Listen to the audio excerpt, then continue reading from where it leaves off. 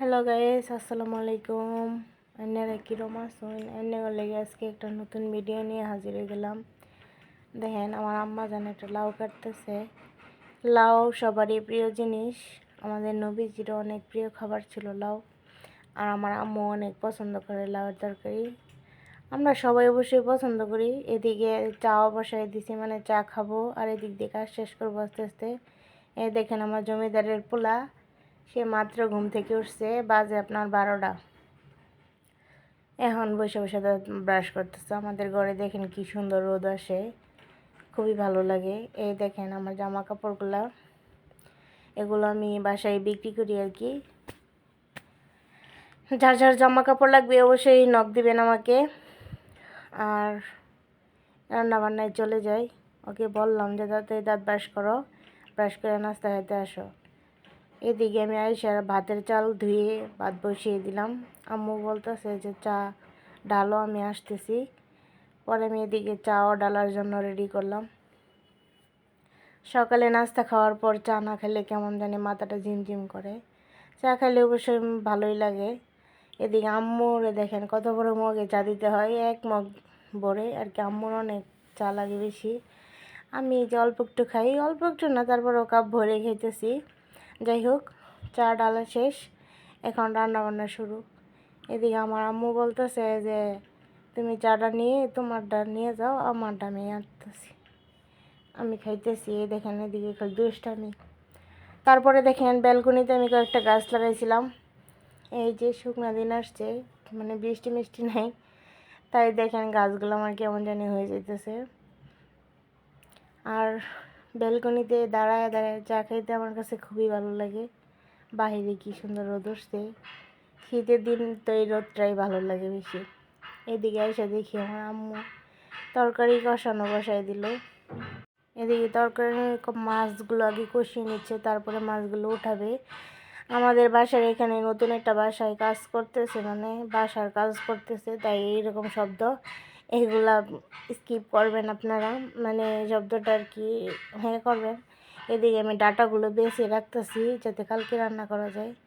ওইদিকে আমার আম্মু দেখেন সব গুছিয়ে নিতেছে। আমার আম্মুর হাতের রান্না খুবই মজাদার হয়।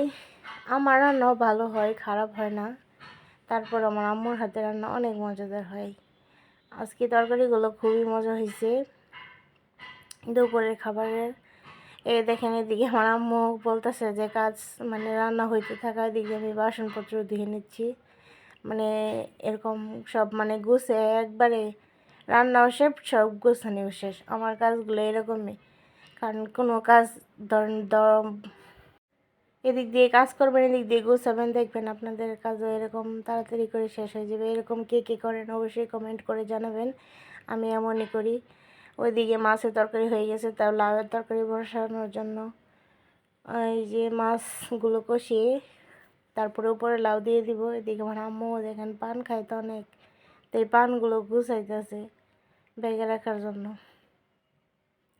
এই যে লাউ এখন দিয়ে দিল, দিয়ে এখন ভালোভাবে কষিয়ে নেবে।